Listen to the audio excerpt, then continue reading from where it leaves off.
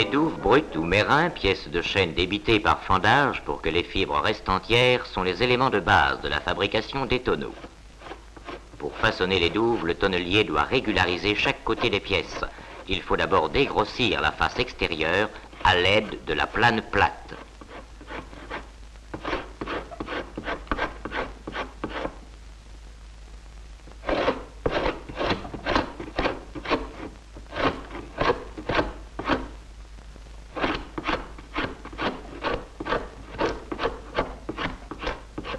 Un chevalet à pédales facilite ce travail.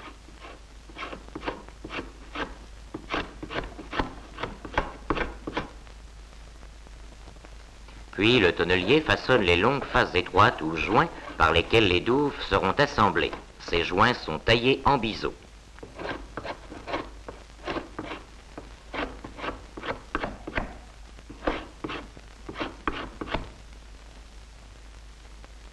Les proportions sont vérifiées sommairement à l'aide d'un calibre. Le dégrossissage de l'intérieur se fait à la plane à creuser dont la lame est cintrée.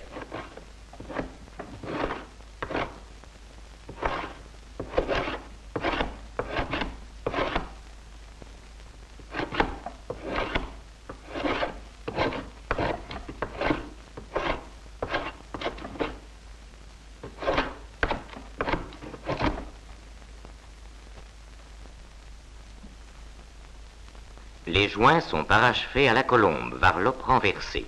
Dans la façon de planer et de raboter les douves d'après la forme de chacune d'elles réside l'art du tonnelier.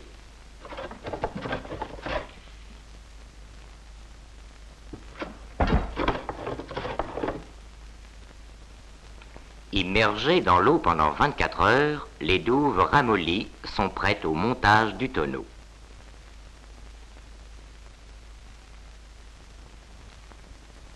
Une première pièce est mise à l'intérieur d'un cercle de montage en acier, maintenu à l'aide d'une pincette en bois. Ce premier cercle a la dimension qu'aura le tonneau à la tête. Le tonnelier place ensuite les autres douves.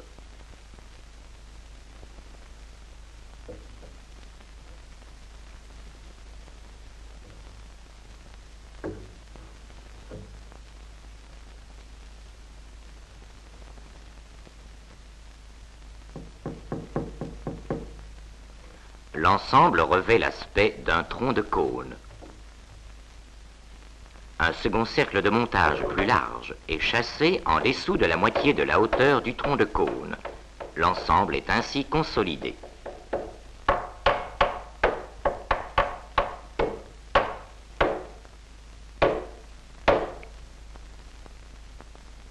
On peut alors dresser le tonneau, c'est-à-dire faire affleurer les têtes des douves avec le premier cercle de montage.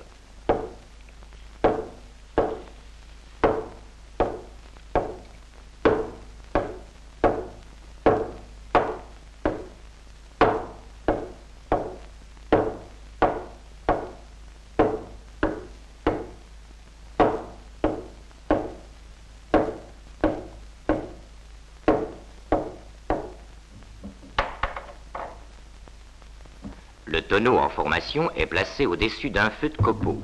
La chaleur dégagée va chauffer les douves encore humides pour en favoriser la courbure. Lorsque le bois a atteint le degré de chaleur voulu, on lance sur le cône un troisième cercle, puis un quatrième. À l'aide de chasses de bois, 2 ouvriers travaillant de concert vont serrer le tonneau.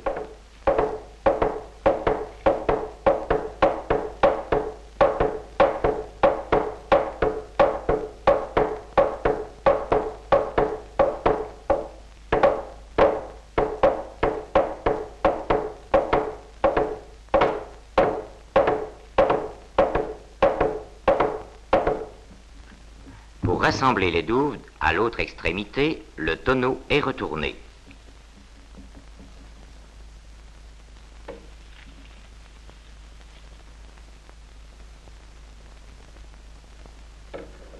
À l'aide d'un puis de 2 vérins, les douves sont serrées jusqu'à les rendre jointives.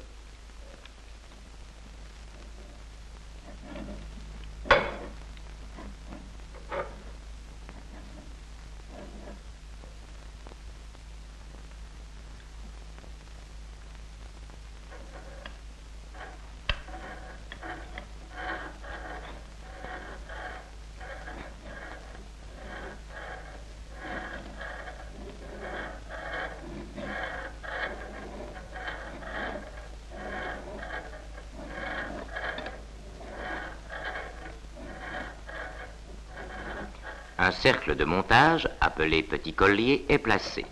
Dès lors, les douves sont bloquées.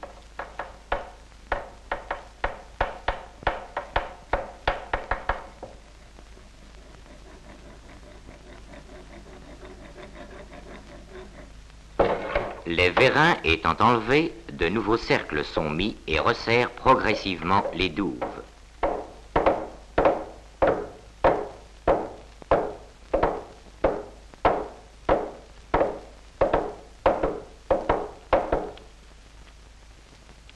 La chaleur utile est entretenue continuellement.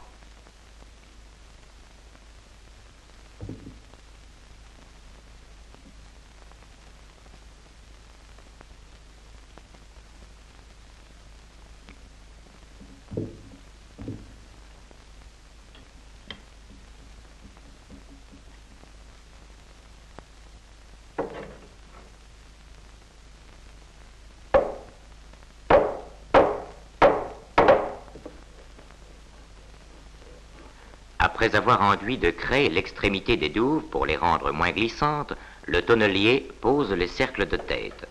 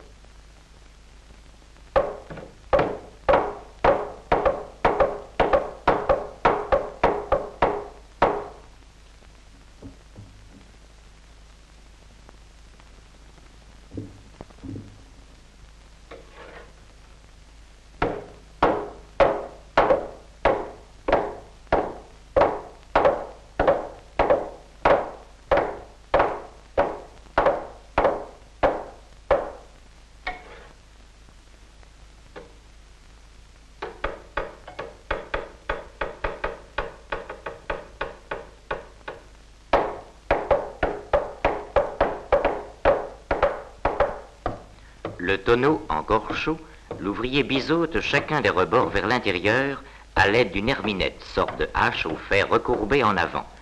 L'habileté du tonnelier se reconnaît à la sûreté avec laquelle il manie l'herminette, outil réservé à l'ouvrier accompli, capable, dit-on, de trancher sur sa longueur une allumette posée sur l'établi.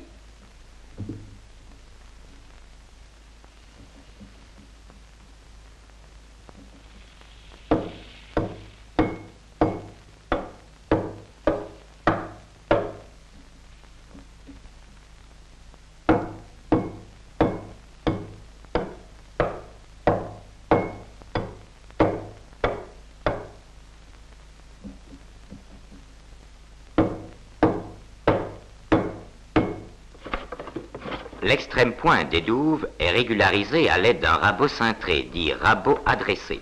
Un léger plat horizontal est ainsi obtenu.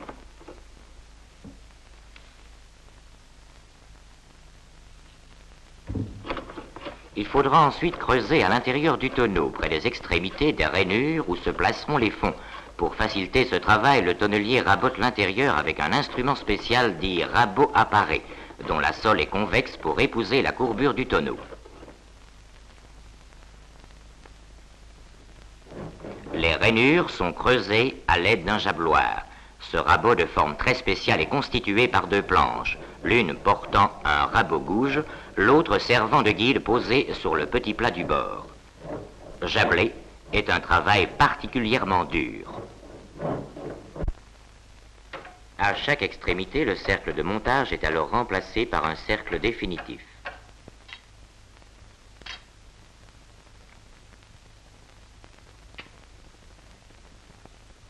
Comme tous les autres cercles définitifs, il est en fer feuillard galvanisé.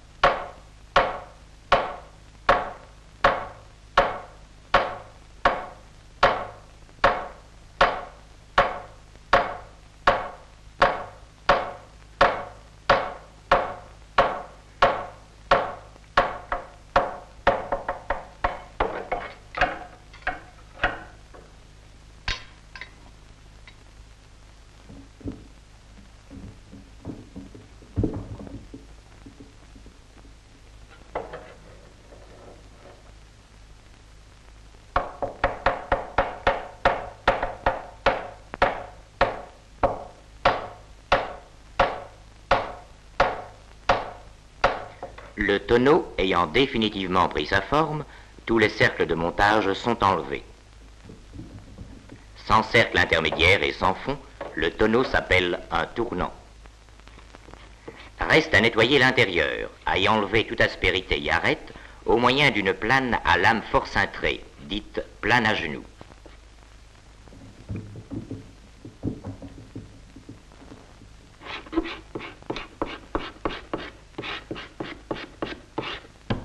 Les fonçailles ou pièces de fond sont d'abord dégrossies à la doloire, hache spéciale des tonneliers, dont le manche est dans un autre plan que la lame, ceci dans le but d'éviter tout risque de blessure. La fonçaille est ensuite planée avec une plane à fond couteau un peu creux.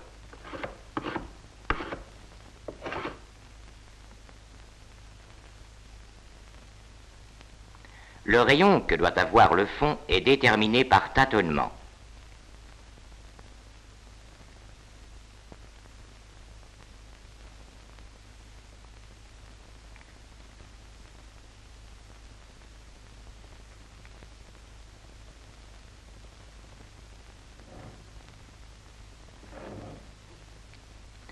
La circonférence maximum du fond est établie par mesurage de l'intérieur de la rainure.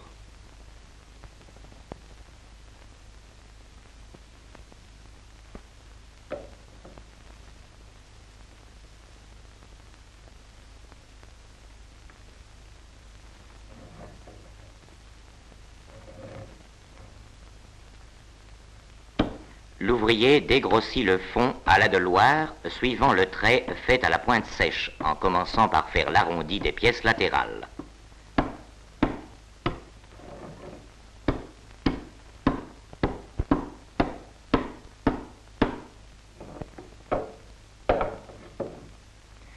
Il amincit ensuite les extrémités des pièces du milieu qu'il ne peut hacher à contre-fil.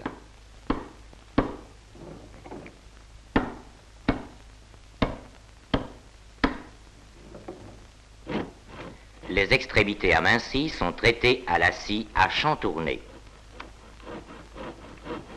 Les deux biseaux du fond doivent encore être taillés de façon que le fond s'adapte aux deux côtés de la rainure.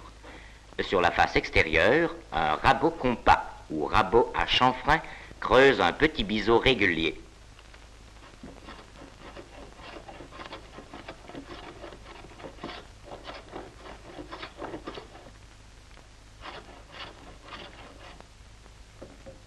Au trusquin, le tonnelier marque par rapport à la face travaillée l'épaisseur du bord du fond.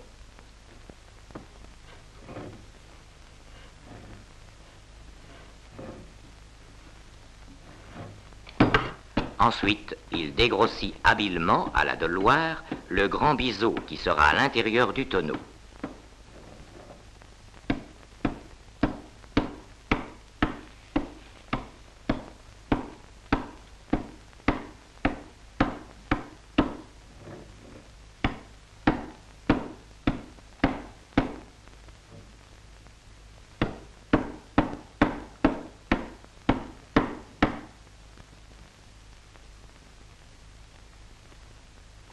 Le cercle est retracé sur la face extérieure pour pouvoir parachever le pourtour. Opération qui s'effectue à la plane plate.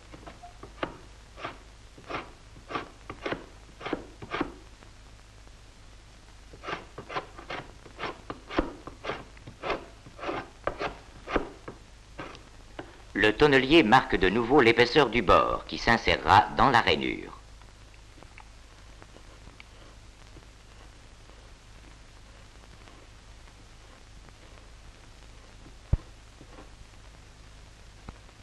Dès lors, le grand biseau de la face intérieure pourra être achevé à l'aide d'une plane à creuser.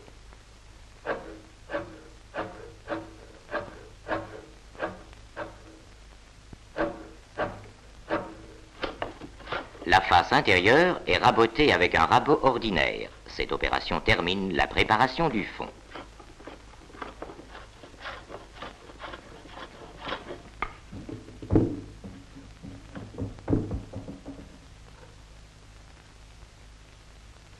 Avant de placer les fonds, l'ouvrier remplit les rainures d'une pâte de farine de seigle non blutée, trempée d'eau.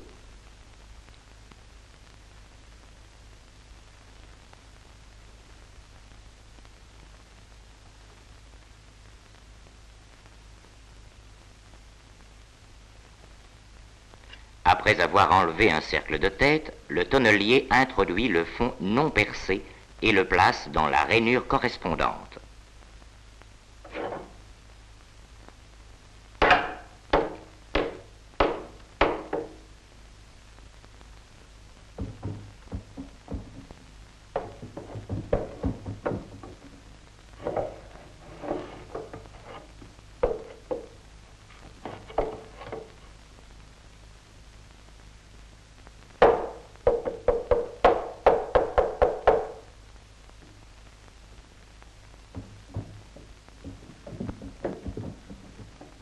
Pour empêcher la fuite de la pâte, on doit colmater les petits interstices à l'aide d'un roseau, le tifa, ou massette des étangs.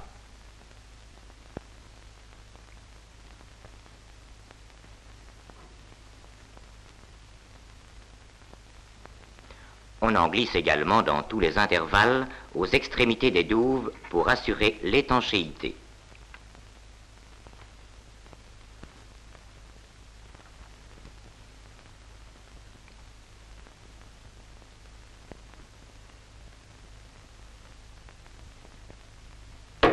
Les extrémités sont resserrées sur le fond à l'aide d'un petit collier.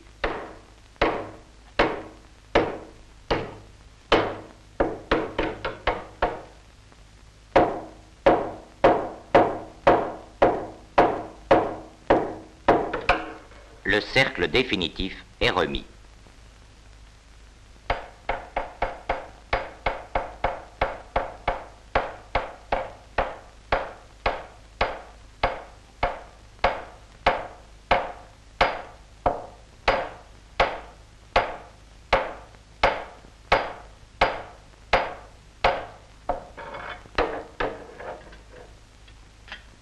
Les douves sont martelées pour remettre les joints en place.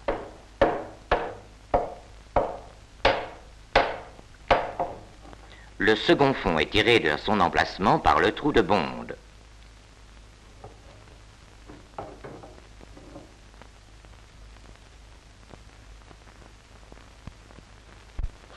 Après enlèvement des cercles de montage, le tonneau reçoit sa toilette extérieure grâce à un outil constitué par un fer de rabot monté sur une emmanchure.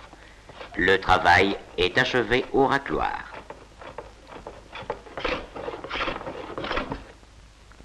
L'emplacement des cercles définitifs est déterminé avec exactitude.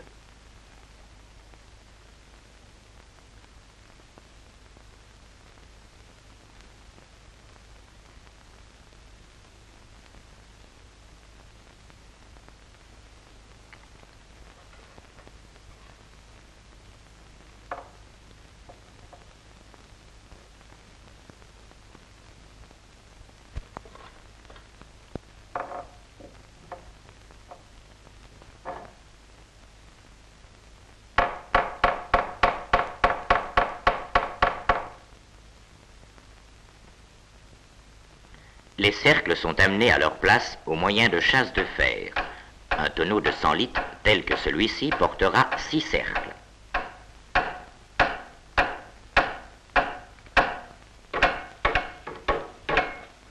Les cercles de tête sont provisoirement remplacés par d'autres plus étroits pour permettre de parachever les biseaux sans que les outils ne mordent dans le métal. Le tonnelier manie l'herminette avec une réelle maîtrise. Il doit avoir soin d'éviter tout accroc.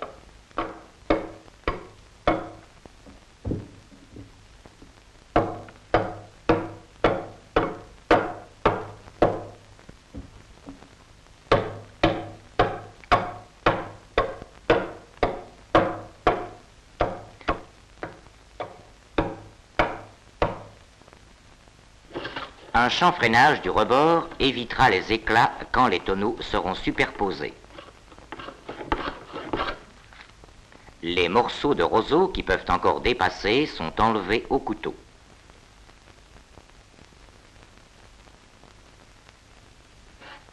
La dernière toilette du fond est pratiquée en raclant toute la surface.